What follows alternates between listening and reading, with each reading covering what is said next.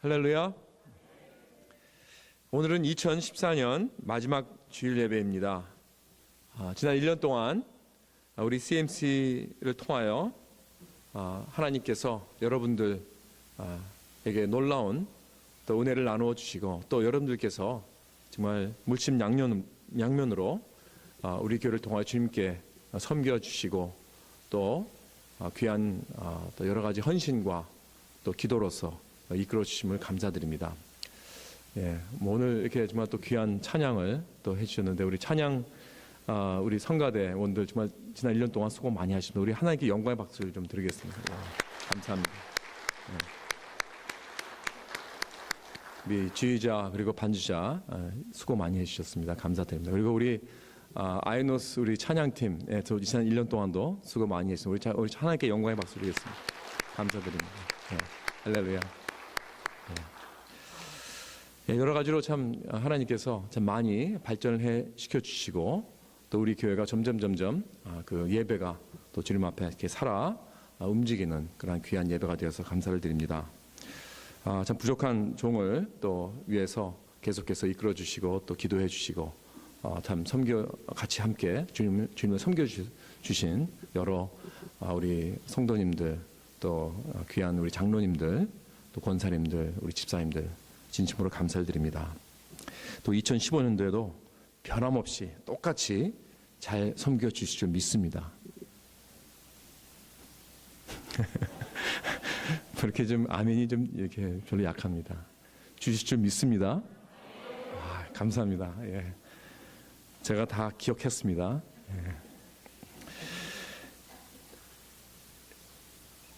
우리는 시간과 공간 속에서 살고 있다는 것을 기억해야 됩니다.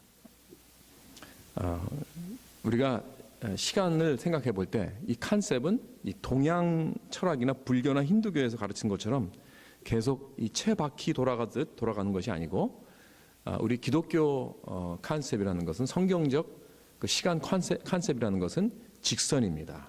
직선. 계속해서 흘러가고 있습니다. 이것이 성경적 관점입니다. 우리 모두는 다 시작이 있고 끝을 향해서 달려가고 있습니다. 아무도 이 시간을 멈출 수 없습니다. 그렇기 때문에 이 한 해가 지나가면서 우리는 기억해야 될 것이, 이제는 우리가 한 발자국 더 앞으로 끝을 향해 가까이 나아갔다는 것입니다. 자, 그것은 어떤 끝인가? 24절을 보면, 여기 본문 마가복음 13장 24절을 보면은요, 그때라고 합니다. 그때. 그때는 어느 때인가? 그때는 다름 아닌 예수 그리스도의 재림의 때인 줄 믿으시기 바랍니다.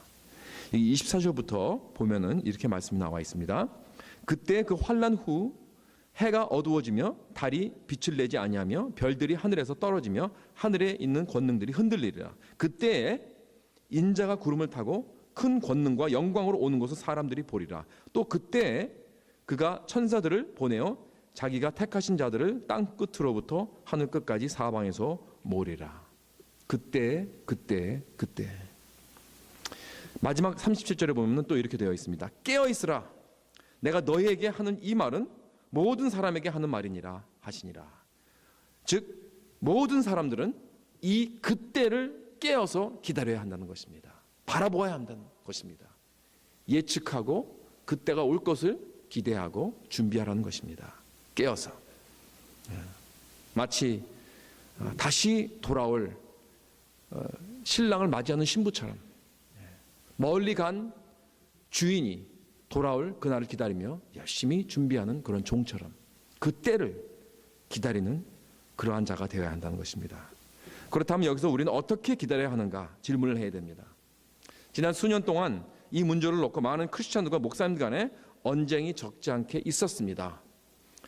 물론 예수 재림을 기다리며 사는 것이 중요하지만, 잘못하면 열광주의로 빠지기 쉽기 때문에 그렇습니다.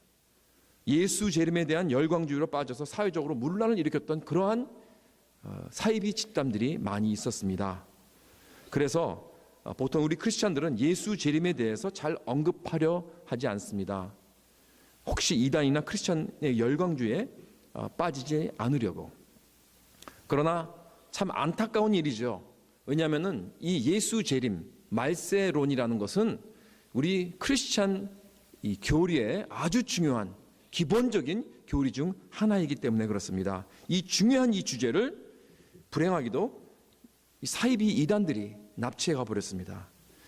여러분, 예수 재림은 사도신경에도 나옵니다. 우리가 오늘 아침에도 사도신경에서 우리가 고백을 했지만 저리로서 산자와 죽은 자를 심판하러 오시리라.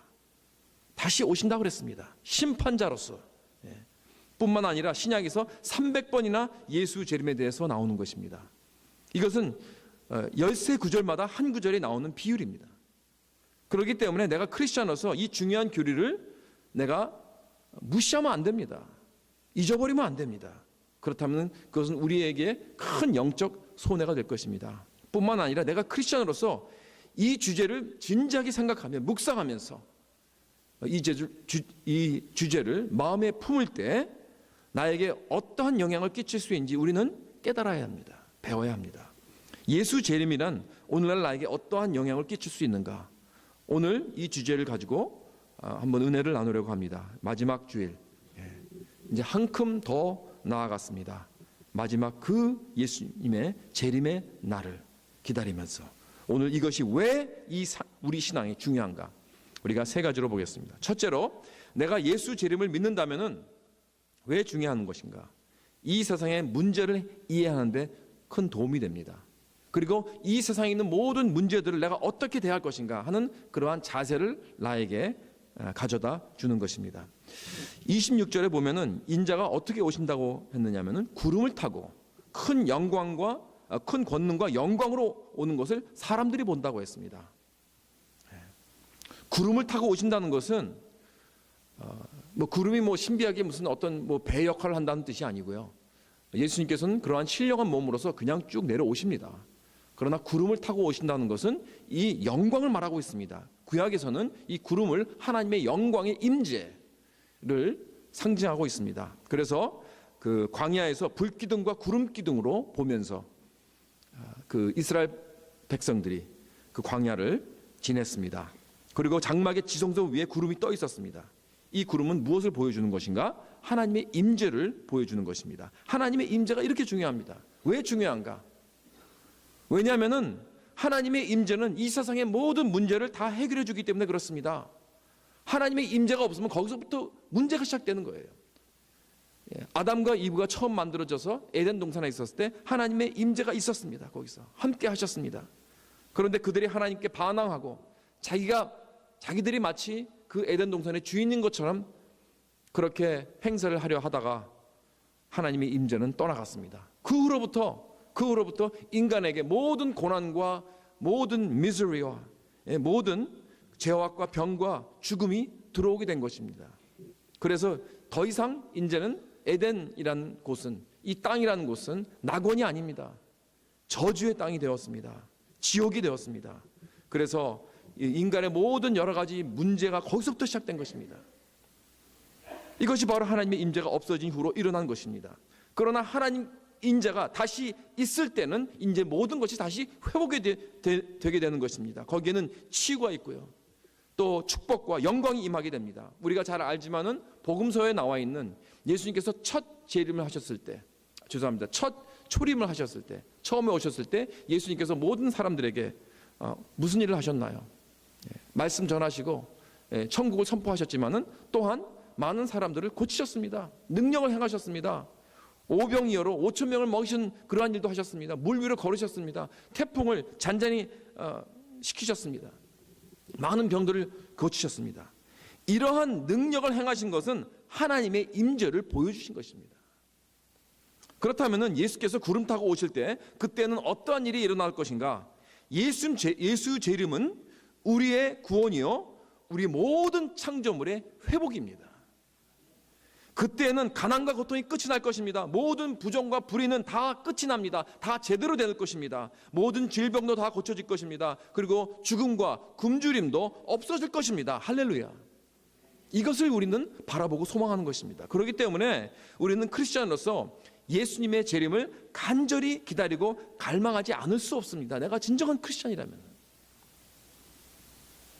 그리고 우리는 크리스찬으로서 이 세상에 살아가면서 점점 더 악해져가는 이 세상을 바라보고 있습니다.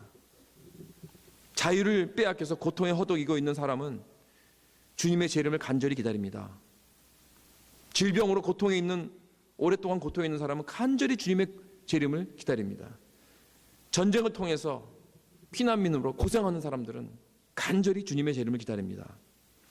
그래서 때문에 과거 미국 노예들의 그 흑인 연가는 그 곡들이 거의 다 그런 것이었습니다. 예수님의 재림, 천국, 이제 이 고난의 몸에서 해방되어 주님을 맞을 그날을 그리워 그 노래를 만들어서 부른 그러한 곡들이 다 여기서 나온 것입니다. 정의와 회복과 구속을 원하는 사람은 하나님의 나라를 간절히 소망하고 기다리게 되는 것입니다. 그래서 예수 그리스도의 재림은 이 세상에 잘못된 것들이 다 고쳐집니다. 이 세상에 주님의 정의가 가득 차게 될 것입니다. 사랑하는 성도 여러분, 내가 크리스천으로서 내 삶이 주님의 재림을 그리워하기에 나는 너무나 편하고 너무나 이 삶이 좋고 고쳐지기 원치 않는다면, 바뀌어지지 원치 않는다면 나는 어쩌면 이 세상에 너무나 잘 동요되어 살아가고 있는 그러한 현실을 살고 있을 것입니다. 이것은 뭔가 잘못된 것입니다. 크리스천으로서. 여러분, 내가 주님의 재림을 바라지 않고 고대하지도 않고 오는 것을 사실 속으로 난 원치도 않다. 그냥 이대로 가면 좋겠다. 그렇게 생각한다면 그것은 건강한 신앙의 자세가 될 수가 없습니다. 뭔가 잘못됐습니다. 이것은 그만큼 우리는 우물 안에 개구리처럼 살아가고 있다는 거예요. 여러분 한번 생각해 보시기 바랍니다. 우린 좀 눈을 뜨고 이 세상에 있는 여러 가지 일들을 봐야 됩니다. 물론 일부러 우리가 그런 고생스러운 처지에 들어갈 필요는 없겠지만은 좀 더 내 삶 밖을 볼 수 있어야 됩니다. 이 세리토스 지역과 이 미국 남가주 지역, 이것이 전부가 아닙니다. 이러한 여기서 사는 우리 크리스천의 삶이 전부가 아니란 말입니다. 지금 이 세상에는 어떠한 일이 벌어지고 있는지, 거의 다 대부분의 이 지구상에 있는 크리스천들은 어떠한 삶을 살아가고 있는지 우리가 좀 더 볼 수 있어야 됩니다. 저 국경을 건너서, 바다를 건너서 우리 크리스천 브라더스 앤 시스터들이 어떻게 살고 있나 한번 보세요. 다른 나라에서 내가 크리스천으로 사는 것이 어떠한 각오를 가지고 살아야 하는지, 매일같이 쫓겨다니고 두드려 맞고 붙잡히고 재산과 돈과 직장과 친구들과 가족들을 빼앗기고 그렇게 살아가는 것이 보통입니다. 핍박받으며 죽음 앞에서 맨날 두려워한, 이게 보통입니다. 많은 그 피난민, 터키에 있는 그 아이시스를 그의 그 박해를 피해서 피난으로 그 터키로 피난 온 그런 사람들 중에서 그 크리스천들의 이야기를 들어보면요, 그 사람들은 이게 보통이라고 합니다. 이러한 일들이 뭐 평생에 뭐 한두 번 있는 게 아니니까. 척하면 그 이슬람 그런 아주 강력파들이 나서가지고 자꾸 죽이고 몰아내고 이러한 일들이 뭐 한두 번 일이 일어나는 것이 아니라고 합니다. 그렇기 때문에 이건 뭐 그냥 아주 보통, 이것이 보통 우리의 크리스천 삶이다, 그렇게 생각하고 있어요. 여러분 생각해 보세요. 여러분, 누가 들어와서 우리 모든 크리스천들을 이 지역에서 다 몰아가고 죽이고 그래서 도망가야 된다고 생각해 보세요. 다 빼앗기고. 이것이 보통 많은 크리스천들의 삶이라는 거예요. 여러분, 우리가 멀리 가지 말고 38선을 넘어서 북쪽으로 한번 고개를 돌려보시기 바랍니다. 전 세계적으로 기독교 박해가 가장 큰 나라가 어딘지 아십니까? 북한입니다. 오픈도어라는 그런 그 네트워크, 그 세계 종교 자유를 조사하는 그 네트워크 단체가 또 2014년에도 기독교를 가장 박해하는 나라는 북한으로 지정이 됩니다. 12년째 내리 연속입니다. 12년째. 강제 수용소의 25%가 다 크리스천이라고 합니다. 강제 수용소에서는 크리스천들이 제일 악하게 취급당한다고 합니다. 끔찍한 노동생활 속에서 거의 살아남는 경우는 없다고 합니다. 그럼에도 불구하고 북한에는 아직도 거의 50만 명의 크리스천들이 있습니다. 크리스천으로서 그것에서 제대로 살아간다는 것은 이건 거의 불가능한 일입니다. 죽음을 각오하지 않고는 이들이 신앙을 가지고 살 수가 없습니다. 그래도 굳굳이 굽히지 않고 정말 살아가고 있는 우리 크리스천 형제자매들, 북한에 있는 우리 형제자매들, 아마 이들은 오늘도 우리들을 위해서 기도하고 남한에 있는 사람들을 위해서 기도하고 또 주님의 재림을 위해서 하루하루 기다리며 살고 있을 것입니다. 이런 사람들을 우리가 바라봐야 됩니다. 그렇다면 오늘 우리 예수님께서 이렇게 우리같이 평화스럽고 편안한 믿음 생활을 하고 있는 이 미국에 살고 있는 우리 크리스찬들에게 주시는 말씀은 무엇인가? 더더군다 우리 형제자매들이 저 북한에서 저렇게 고생을 하고 있는데, 그런 반면에 우리들은 미국에서 이렇게 자유를 누리며 마음껏 예배하며 마음껏 이렇게 하나님을 경배하며 풍족한 삶을 살고 있는데, 예수 재림을 놓고 하나님께서 오늘날 우리들에게 주는 말씀이 무엇인가? 다른 거 아닙니다. 깨어라입니다. 깨어라. watch. 주의하라. 내 자신만을 생각하고 내 도취에만 살아가는 그러한 잘못에서 벗어나라는 것입니다. 눈을 들어 지금 어떤 일이 일어나고 있는가, 세계에서 그걸 보라는 거예요. 이것이 바로 세계를 향한 주님의 지상명령에 입각한 크리스찬들의 삶입니다. 우리들의 관점입니다. 이제는 더 이상 우물 안에 있는 그러한 생각, 여기 안에 있으면 된다, 나만 하고 내 가족과 우리 친구들만 같이 편안하게 신앙생활을 하면 된다라는 그런 생각을 이제 버려야 됩니다. 점점 더 기독교 박해가 심해져 가고 있는 이 전 세계를 바라보면서 점점 이 세상은 더욱더 어두워져 가고 있는데, 우리 크리스천들은, 우리 신앙인들은 깨어서 일어나 주님의 나라가 임할 그 날을 맞을 준비를 우리는 같이 해야 됩니다. 지금 딴 사람 얘기가 아닙니다. 이것이 거의 다 크리스천들은 다 주님이 오실 날을 간절히 바라고 있습니다. 기다리고 있습니다. 소망하고 있습니다. 다른 사람들 얘기 아닙니다. 여러분과 저희 얘기입니다. 이것이 주님의 재림을 기다리면서 사는 자들의 마음의 자세인 줄 믿으시기 바랍니다. 두 번째로, 주님의 재림을 기다리면서 사는 자는 인격적으로 다른 삶을 살게 됩니다. 나의 개인 행동, 이게 바뀌게 돼요. 32절을 보시기 바랍니다. 그러나 그날과 그때는 아무도 모르나니 하늘에 있는 천사들도 모르고 아들도 모르고 아버지만 아시느냐 그랬습니다. 이 구절에서 말하는 그 두 가지가 바로 이거예요. 첫째는 예수님의 재림은 분명히 있는 것이다. 두 번째는 뭐냐면 그날은 아무도 모른다는 거예요. 이것이 신약에 있는 모든 하나님의 그 말씀의 이 결론이에요. 분명히 예수님 돌아오신다. 다시 오실 것입니다. 마라나타, 어서 오시옵소서. 이것이 마지막 요한 계시록의 말씀입니다. 다시 오시옵소서. 속히 오시옵소서.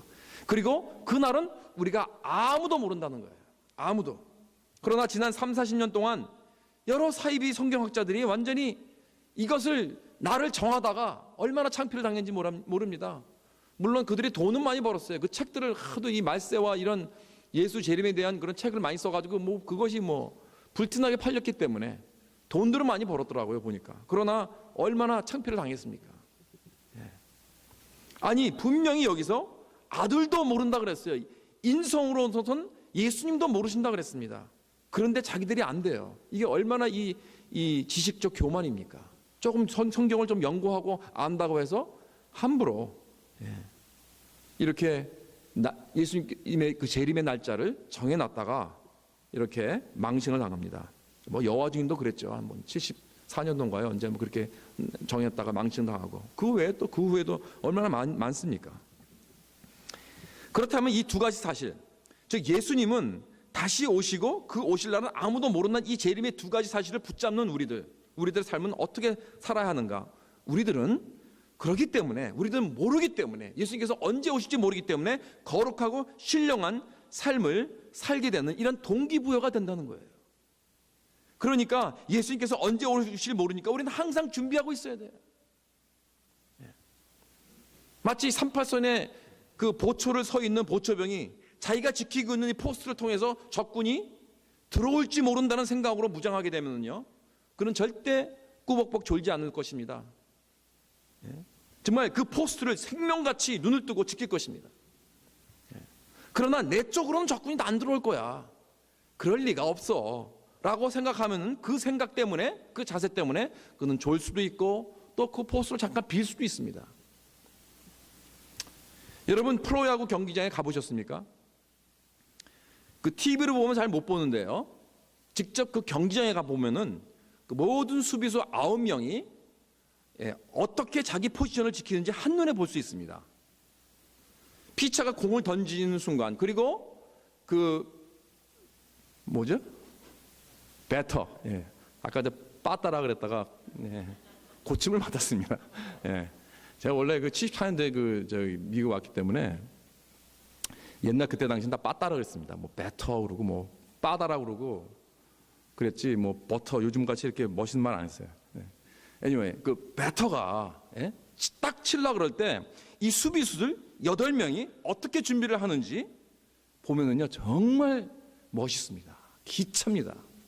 딱 똑같은 그 8명이 피처가 딱 던지면서 이제 공을 딱 치려고 할 때 전부 다 글러브를 딱 열면서 한 발자국 딱 나가면서 쫙 준비를 하고 있더라고요. 이렇게 똑같이 행동을 하는데, 마치 공이 자기에게 날라오듯이, 올 것을 기대하듯이 그렇게 하는 거예요. 왜? 날라올 찬스가 있기 때문에. 근데 그 찬스는요, 그렇게 크지 않습니다. 생각해 보세요.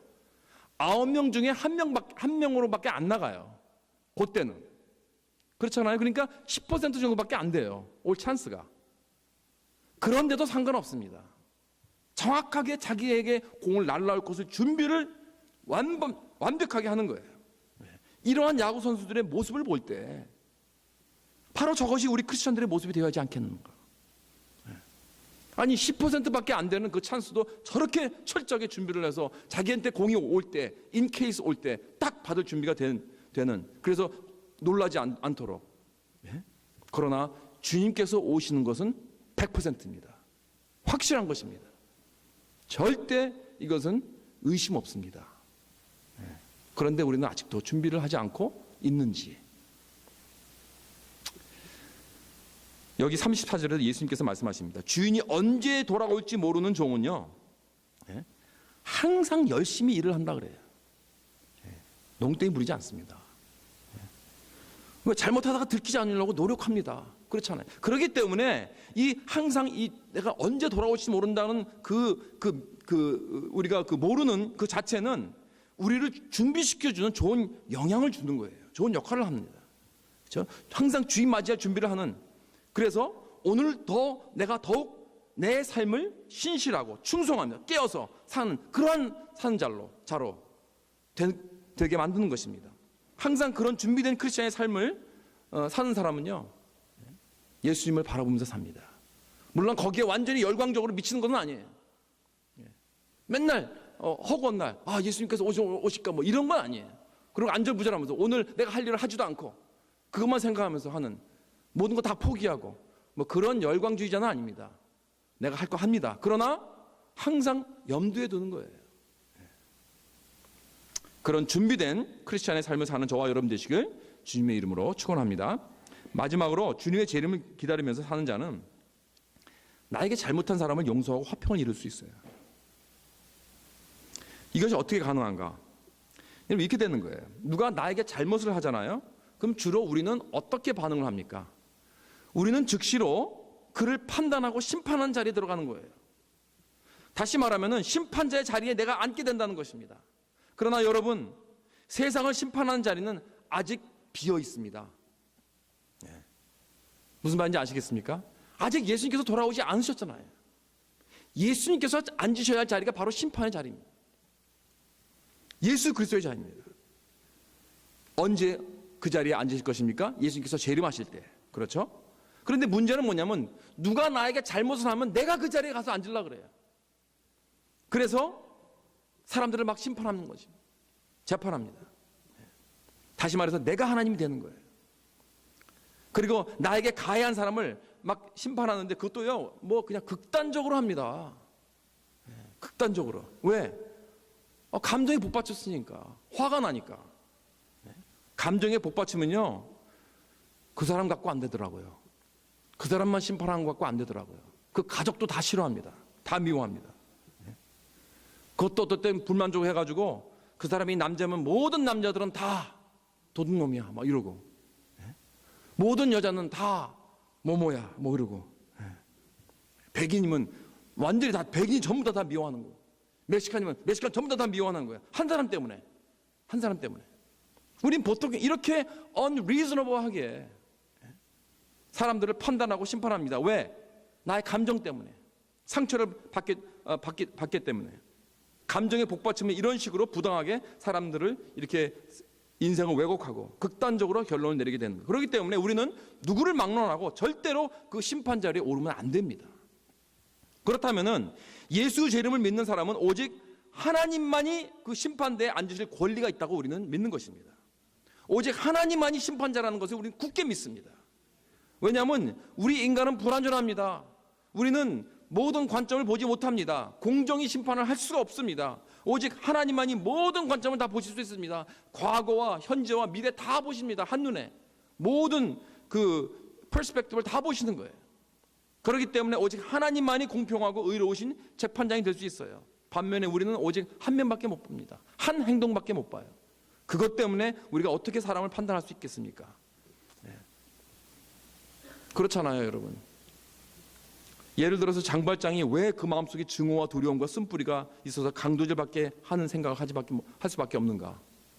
왜냐하면 불황 때 배고파하는 자기 조카 딸을 위해서 빵조각을 하나 훔쳐준 것을 가지고 19년 동안 그 지옥 같은 감옥 생활을 했기 때문에 그렇습니다. 그러니까 그 사람은 악밖에 남은 게 없어요. 그래서 물론 우리가 뭐 그 죄악을 정당화하는 건 아니지만은 그 배경을 알게 되면은 우리는 좀 더 그를 막 저지하고 크리스하기 전에 먼저 이해부터 하려고 하죠. 이렇게 판단하고 달려들지 않을 것입니다.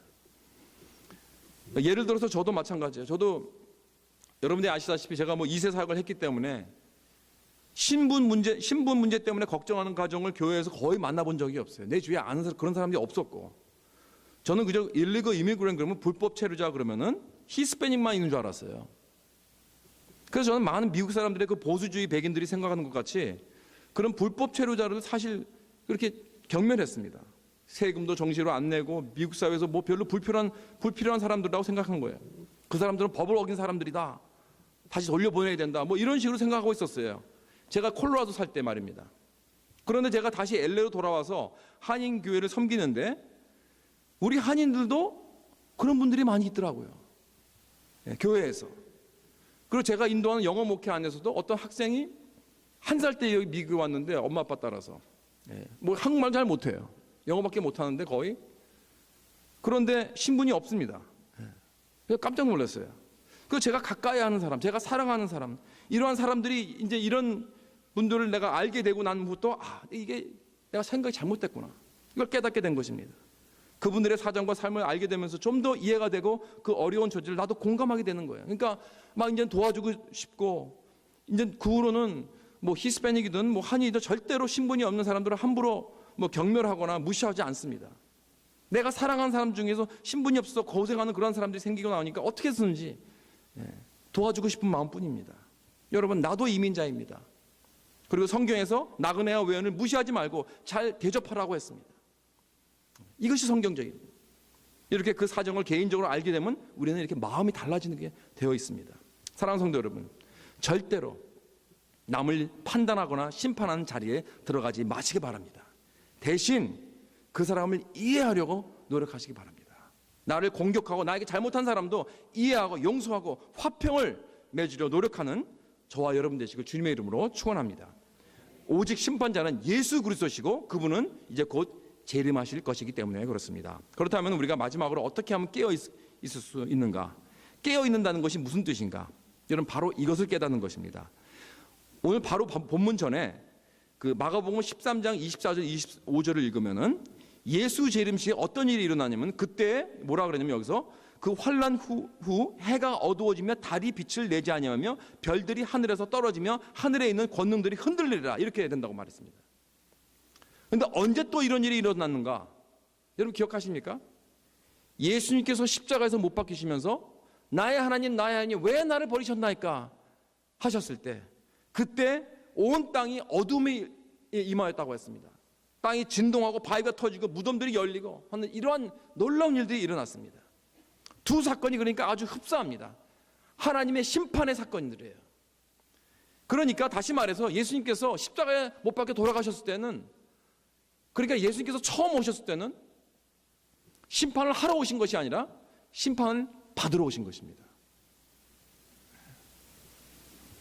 나 대신 심판을 받으시고 나 대신 버림을 받으시고 나 대신 죽음을 당하셨습니다. 왜요? 그렇게 해서 나의 모든 죄의 값을 치르시려고.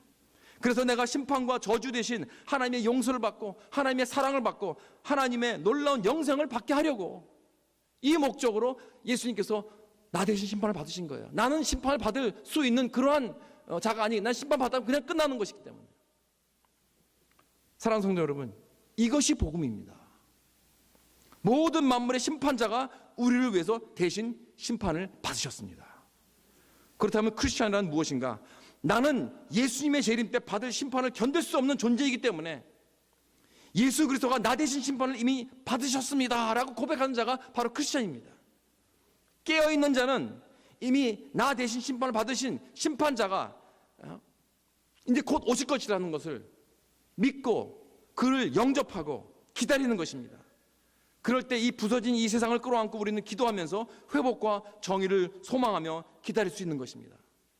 그리고 주님 앞에 신실하고 정직하고 인격적으로 경건한 그러한 신앙을 살면서 항상 준비하고 깨어서 살게 될 것입니다. 그리고 나에게 잘못한 자를 나는 용서하고 화해하며 오직 주님만이 심판자임을 인정하고 사랑과 은혜로 이 세상을 살아가게 될 줄 믿습니다. 여러분, 한 해가 다 갔습니다. 이제 주님의 재림이 한 발자국 더 가까이 왔습니다. 우리는 다 이제 깨어서 마라나타 예수 재림을 기다리며 준비하는 2015년을 맞이하시는 저와 여러분 되시길 주님의 이름으로 축원합니다. 다 같이 기도하시겠습니다.